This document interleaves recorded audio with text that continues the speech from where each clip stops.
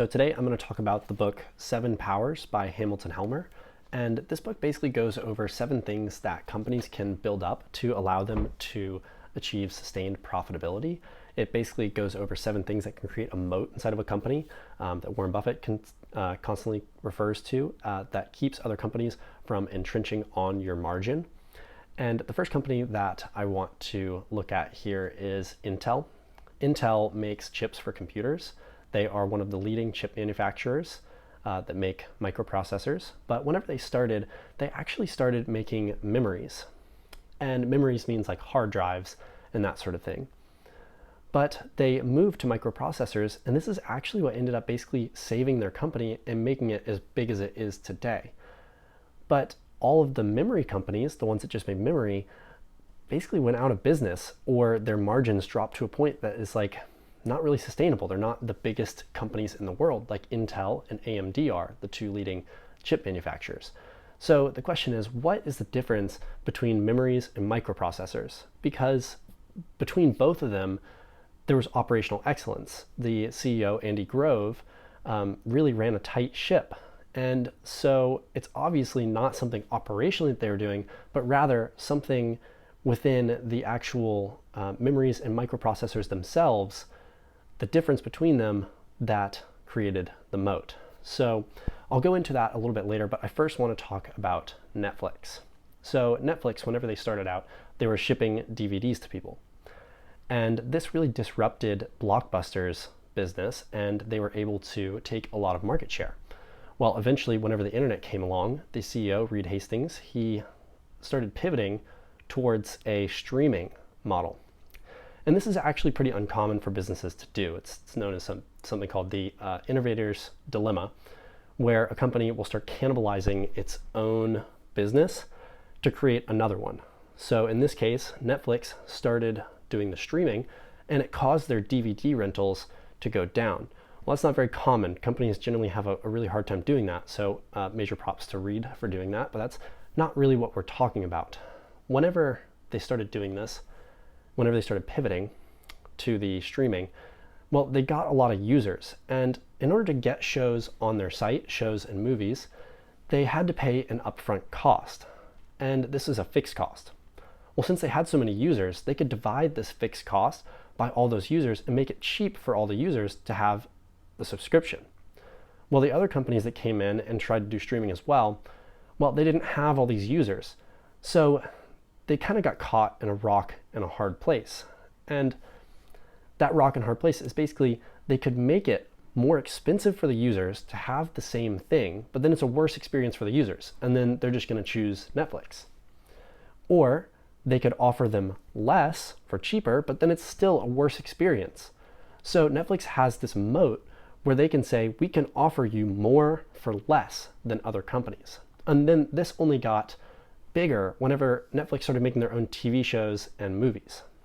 So whenever Netflix started making their own TV shows and movies, this is extremely high fixed cost, but once they pay it once, they own all the rights to the movies and the TV shows, and it's already paid, so they don't have to keep paying for it like they would a TV show or a movie. So basically with the TV shows or movies that are made by other companies, they have to pay for a certain amount of time to have it on their site, whereas whenever Netflix makes their own, well, they own that forever. And that just further created the divide between Netflix and other companies, where they could keep offering more high quality shows and movies to their users for less money, whereas these other companies that tried to get into streaming, well, they didn't have the money to put up those fixed costs, and so they couldn't provide the same thing. So that kind of shows the barrier to entry there. And then another example that's sort of similar to this, made me think of this, is Rockefeller with Standard Oil. So I'm sure pretty much everyone's familiar with Standard Oil as I think the biggest monopoly in the world, probably one of the biggest businesses in the world at the time. And they sort of did something similar. They were able to offer oil for cheaper to everybody because of their scale. And Rockefeller is even noted as going to competitors that he was trying to acquire and opening up his books and showing them that he was able to make money at costs that would put them out of business. And that's what actually ended up further steamrolling his business into the monopoly that it became, because his competitors saw that and were like, well, I can't compete against that. And they would end up selling their business to Rockefeller.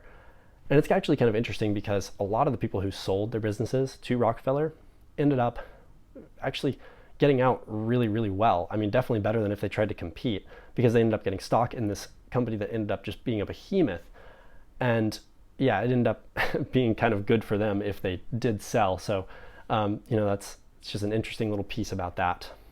So the next thing that I kind of want to talk about is just like the function of this. And I've sort of talked a little bit about it, is basically just whenever you have fixed costs and you can divide them by a bunch of users, that's what creates scale economies. And that's what allows you to have this barrier to entry, because there's only so many people out there. Let's say we're in a population of 100,000 people. Well, if 70,000 of them are using Netflix, then that's 70,000 that aren't going to be using something else. And you can't just like take that away. You don't just have infinite people. And so whenever you divide that up, they basically have this huge advantage that can then just keep snowballing. And we also see that in two businesses that are actually super similar as well. The first is Amazon. So Amazon is able to offer low shipping costs, free shipping, really great customer service, allowing you to return things. People have even said that Amazon is, I can't think of like the exact words, but taking money out of shareholders' pockets for the good of the American economy, and not the American economy, but the American people, because they're just so good at this customer service. And this is like, why are they able to do this? This is in part because of scale economies, but also I think it's worth mentioning their sort of club function. And it's similar to Costco, where people are paying a monthly fee for Amazon Prime, or the predecessor FedMart that actually started this whole entire club philosophy, and is where Bezos actually took a lot of these ideas, is from Sam Walton in Walmart and FedMart as well. And I can't remember who started FedMart, but it's beside the point. That is part of what did this, but scale economies as well, where they have so many users, they're able to build up this crazy distribution network where they have warehouses everywhere. So they have the scale where they can provide this crazy service to pretty much everybody, because they have warehouses everywhere, and they have the distribution networks, and they have the ability to sort of strong arm a bunch of distributors, or not distributors, but companies that are providing products. And Walmart can do the same thing.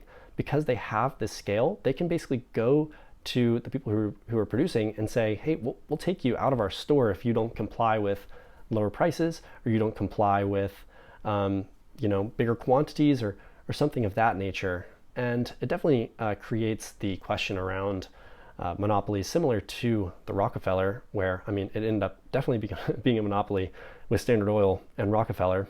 And it's come into question with Amazon, and I can see definitely why.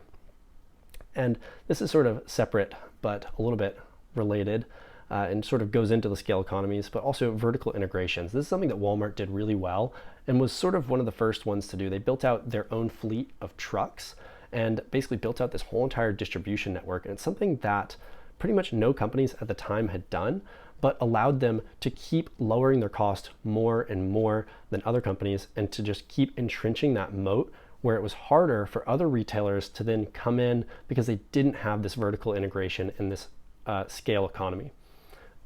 So sort of going along that line, you might just want to say, well, that's just operational excellence. This is just them operating super efficiently, but that's not necessarily the case. So operational excellence is essential, but it's not sufficient. So you need it to be able to get to a scale economy, but it's not the whole picture whenever it comes to scale economies. So finally, to sort of wrap everything up, going back to Intel, how does this sort of come in to play with scale economies? Why were microprocessors able to perform so much better than memories? And why did all the memory companies basically fail, or have super low margins that aren't huge companies, while Intel, with its microprocessors, was able to just absolutely balloon? Well, whenever it comes to scale economies and microprocessors, there's kind of two main things. There's first off the research component. The R&D for microprocessors is huge. You need a super specific subset of people that are able to even do the work, that are super expensive, and it just costs a bunch to be able to do the research to keep creating these chips. And then second is the capital expenditure. So whenever you're talking about creating these chips, you need super specialized plants. I mean, I listened to a podcast on the creation of these chips, and like some of the technologies that go into this are just like so futuristic. I mean, you're splitting things with lasers. I can't even do it justice, to be honest. So the capital expenditure is so high, but whenever you already have the scale in place where you're already selling these, so they have that like first mover advantage, they're able to split the R&D and the CapEx costs to create a scale economy. And that was the barrier that allows them to continue to profit, whereas they couldn't in memories. So memories are easy to make. A bunch of competitors came in, it drove down the margins. So microprocessors are really hard to make, and by having that first mover advantage, by having that scale to begin with, they were able to go ahead and divide that fixed cost up, provide the chips for a pretty cheap price, whereas the other companies that had tried to come in later to make these, well, they were stuck between, again, that rock and the hard place. They either had to sell chips for super expensive, or they had to lose money. So that's basically what it came down to. That's scale economies. I'm going to go over some of the other 7 powers in some future videos, but I hope you enjoyed this one.